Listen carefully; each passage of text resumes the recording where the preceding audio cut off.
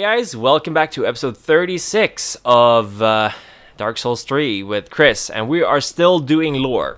And I know we ended the last episode talking about not the most interesting piece of lore. We were talking about countries and NPCs in a very loose sense. But I still think that adds some depth to this game, because I've met a lot of people who didn't like this game. Presumably, well, they said it was like, it's a generic fantasy game, and it's hard. I will not question that it's hard. It's a generic fantasy game. It's annoying. It's tough to beat. There's very little story going on, and yes, there is very little story going on. At least story in the traditional sense, because this game tells a story with the environment. It's environmental storytelling. I didn't make up that word, of course. Environmental storytelling means that the story's all around you, but you gotta pay attention to see it. You can't just expect someone to just blurt it all out for you. And the more and more I play games, the more I realize this is the kind of storytelling that I like, because it lets me interpret what's going on. It gives me a chance to see, okay, this is the actual story, or these are parts of the story, but it's not the entire story. Let me puzzle it together. Let me have my theories. And, I mean, if I want to use another example of a game or a piece of media that uses environmental storytelling, I think Steven Universe comes very close to it, because Steven Universe has so many things in it that isn't obvious. Like, there's so much knowledge kept from the main character Steven, either because the gems didn't think about telling it to him, or they presumed he was too young to understand, or any of the other reasons. But there's so many little details that makes the world so rich and so interesting, and it's why you want to go back to it, because it triggers the very human need to get to categorize the world around us, to want to look at it and go, okay, I think this is how it works. Because exposition is fine if you want to tell a story, but exposition just to make the player understand what kind of world you're in, that's not as fun. Because then you're telling the player, okay, this is the world you're in, who cares? Like, everything's already made for you. You just clearly won't realize it yourself, so we're gonna tell it to you straight to your face. Dark Souls doesn't do that. Oh, ow, ow, ow, ow. Instead, Dark Souls goes, okay, you can go through the entire game, and you will not triggered a trap there. You will not understand anything if you don't want to. You can just skip all the dialogue. It doesn't matter. It really doesn't matter if you skip the dialogue, because you can still play the game. But if you pay attention to all the dialogue and all the little pieces of information about the items you pick up, you will slowly build up this puzzle of, this is the world I'm in. And it's so rich. And there's so much thought put into it. And let's talk about the Four Knights of Gwyn as an example of what I like about this story. They're probably not the deepest and most mysterious part of the story, but we'll talk about them anyway. And let's start with the commander of the Four Knights. Oh, actually, let's start with the story of the Four Knights and their origin.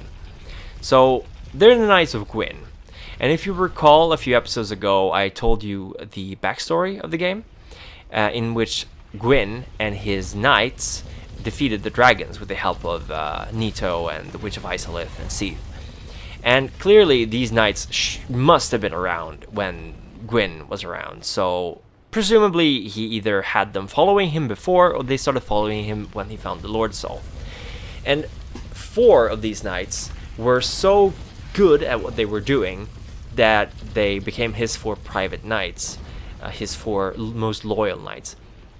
And let's not even go into how this is very Arthurian. Like, Gwyn is obviously sort of supposed to be the king of old, the king of kings, things like that. But, going back to do some leveling up, I guess, that's fine. And these 4 knights were called Dragonslayer Ornstein, Artorias the Abyss Walker, Lord's Blade Ciaran, and Hawkeye Go. And let's start with Dragonslayer Ornstein, because he's the only knight you encounter in the original game. Ornstein and Smo are the 2 guardians of Guinevere. Guinevere is the goddess, the daughter of Gwyn, who will give you the Lord Vessel.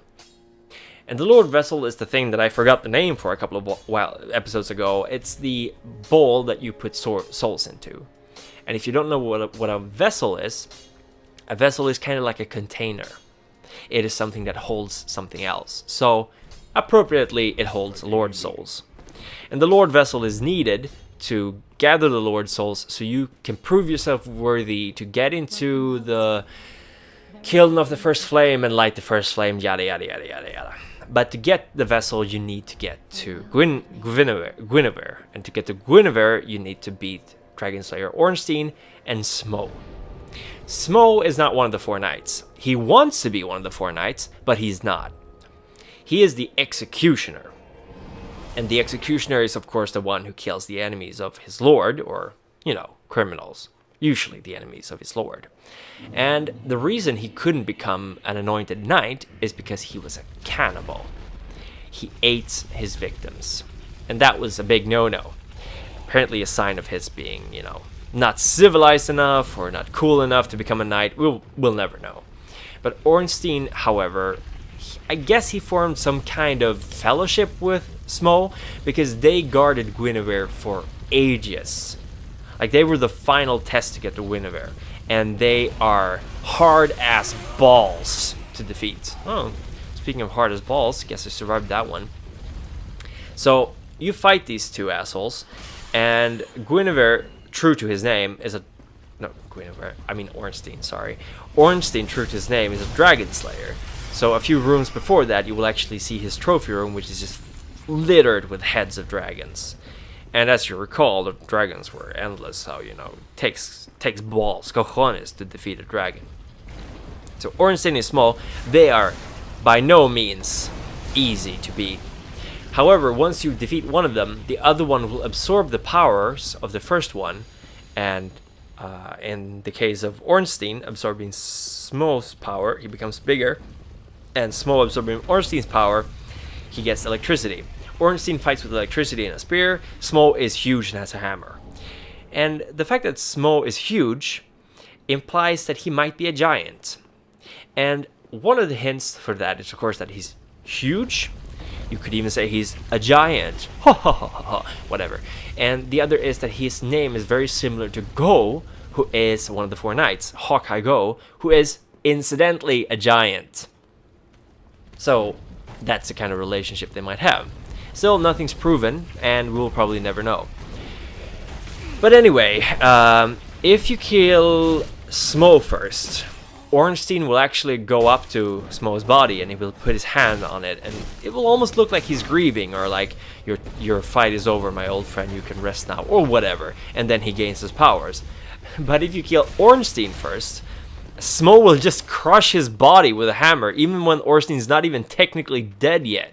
He will crush his body with his hammer and he will gain electricity. So clearly Smough didn't care much for Ornstein, even if Ornstein might have been either cared for Smough or at least have been more of a honorable knight about it. That, might be another reason that Smough never became one of the 4 knights, or 5 knights as it would have been. So that's Ornstein. That's the only one of the 4 knights you meet in the first game. And it's interesting because each of the 4 knights have a ring to them. And you will find the rings in the game, and they will actually talk about the ones who own them. But again, you will only meet Ornstein in the first game without the DLC. Now let's talk about Artorias, the Abyss Walker. Artorias, whose sigil was a wolf, by the way. Ornstein's was a lion, and his armor is lion-themed. Artorias, his thing was that he hated the Abyss. And the Abyss, as I've hinted at before in my videos, is closely related to humanity. So Artorias, the first time we meet him, is when he's on a journey to Ulasil to put an end to Manus and the whole Abyss thing that's going on there.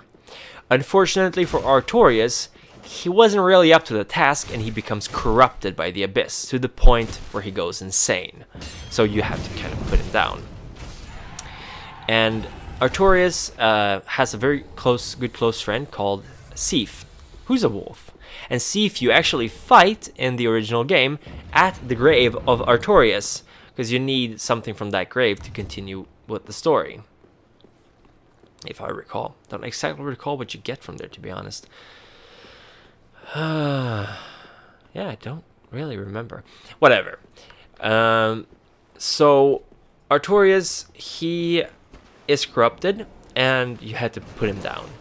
And it's interesting that if you kill Sif before you kill Artorias, because Artorias you fight in the past. I'm not going to go into too much detail why you fight him in the past, but in the present day, Ulasil doesn't even exist. It doesn't exist. You have to go back into the past to a time where Ulasil was destroyed, but still around. Because it's just not even ruins in the present day. It's just completely gone. So you go back in time, and you find out that Ulasil has been overrun with corrupting humanity that's mutating people into monsters. And that's where you meet Artorias. And if you fight him before you meet Sif, before you fight Sif, Sif will actually recognize you before you fight her. But if you don't, she won't. And that makes it so much sadder that you actually had to kill her, even like she decides she has to fight you, even though she knows you. That's super sad. Now, Lord Space Yaron is actually an assassin. She fights with knives and daggers. And you don't actually have to fight her. She's one of the 2 Four Knights that doesn't want to fight you. Instead, she grieves by the fallen body of Artorias, and presumably she's the one who buries him later. And she's pretty cool. I like Yaron. She's nice.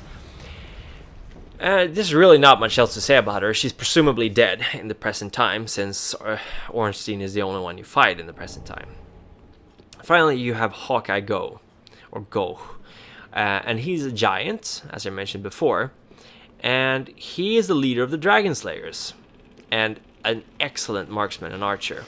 So, oh god, remember this scene. We're just gonna take a little break here to watch Chris flip the fuck out when a million goddamn skeletons is running towards him. It's hilarious. This entire fight is just me screaming and whispering shit, goddamn, fuck, shit, fuck, shit, for like 20 goddamn minutes. No, not 20 minutes, but at least, 5 minutes. Oh man, I was so worried here. Like, am I supposed to beat these guys? But yeah, I will eventually do that, I hope. Hawkeye Go is not the brightest guy around. He's an excellent marksman, but when you meet him, he says he's blind, so he can't really kill the dragon. Which, incidentally, there's a dragon around in the past that you can fight. You don't have to.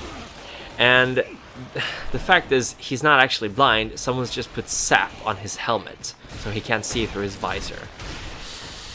But he's clearly good enough of an archer to shoot the dragon even though he can't see it. So that tells you a little bit about him. And if you've ever played PvP in, oh god, very close to death there. If you've ever played PvP in Dark Souls, and someone's dropped a little stone, it goes, hello, or thank you. That's one of the little stones chiseled by Hawkeye Go. He made those things. So he actually gives them to you, or he sells them to you. Nice work there, Chris. You got parried by a skeleton. How does that make you feel? So Hawkeye Go, he shoots down a dragon, apparently called Calamite, and yeah, he's a nice guy. And yeah, that's about it for the 4 Knights of Gwyn. So you don't have to fight. I think you can fight Yaron, actually, if you decide to attack her, but you don't really have to. And incidentally, you meet Ornstein in the second game as well, which I feel is kind of a cheap cop-out, because they use him, and I think he's called something like the Ancient Dragon Slayer or something like that. And it's just like there's no story attached to it. He's just in the way for you to join the First Covenant in the second game. He's a bit of a pushover, really. Not nearly as hard. I guess he's probably as hard as he was in the first game if he'd been alone. But, he's got less health. Doesn't have any story. there's really nothing about him. And I think that actually was the moment I realized that this game wasn't going to be as good as Dark Souls 1. Because it did stuff like that. It threw in a bunch of elements from Dark Souls 1, but it didn't have any rhyme or reason to it. There was no reason for Ornstein to be there. There was no reason for him to protect the cathedral. I mean, it kind of looked like something from Anor Londo, but it wasn't really Anor Londo. And that just made me go, why? Did he just throw him in for a homage, like a cameo? And if so, why? What was the point of it? It didn't make me happy seeing him. It made me kind of depressed because, like, okay, so he's just here and I killed him. There was no reason for it. I didn't even have to kill him. He's an optional boss. And that just kind of sucked. Like, big time. Maybe depressed. Yeah. Dark Souls 1 had a lot of good stuff that Dark Souls 2 copied. Try a ladder. Oh, God, this is just embarrassing. Yeah, we've seen quite a bit of progress in this video, but here comes the embarrassing moment. Ladder clearly doesn't mean jump, but that doesn't stop me from trying. Yeah, I could probably survive this fall. Probably. Nah, I shouldn't go in there. Nah, no. I'm gonna jump down. Yep, that's what I'm gonna do. I'm gonna fall down here. Good work, Chris. Good work. That's 12,000 souls you just lost. Hopefully, I'll get them back. Incidentally, if you're playing Dark Souls 3, this is a really good place to farm souls. Just saying. So, what else can we say about the four knights? Well, they have 4 rings. The Leo ring, the Wolf ring, the Hornet ring, and the Hawk ring. Can you guess which one belongs to who? I'll give you a hint. The Hornet ring belongs to Ciaran. So, the Leo ring boosts your counterattack power, and the Wolf ring boosts your poise. Poise, incidentally, being a stat, meaning that poise is if your attack continues even when you're being hit. And that's kind of a vague thing, I know, but hear me out. Essentially, when you're attacking with a weapon and someone hits you, you might stagger, which means that your attack won't land, but their attack will land on you. Now, to avoid being staggered, you need the poise. And the higher poise you have, the harder it is to stagger you, which is great in PvP, by the way.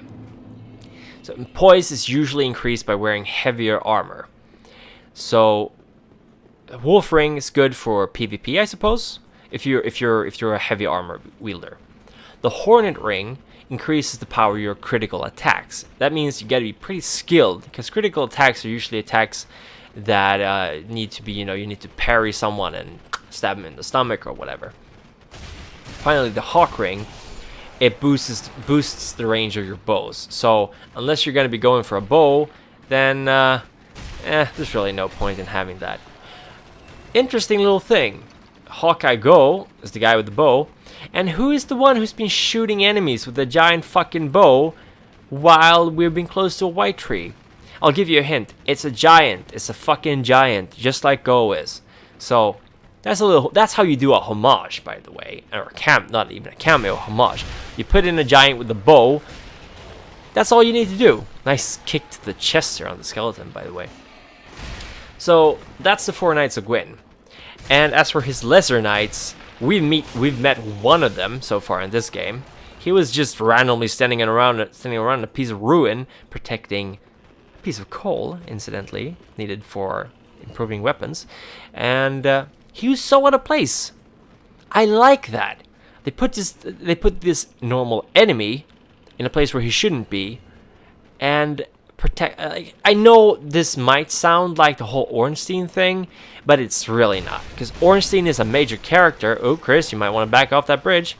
Ornstein's a major character, whereas the Black Knights are badass motherfuckers that you don't want to mess with. So putting one of them there is just a nice little touch, saying this is sort of the same world, and this guy's just still around. And actually, that's all the time we have for this episode. So in the next one, you're going to see what's behind door number 1. Until then, bye-bye.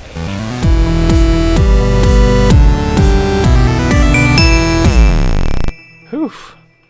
Man, I've been just going through these episodes one after another. My throat hurts.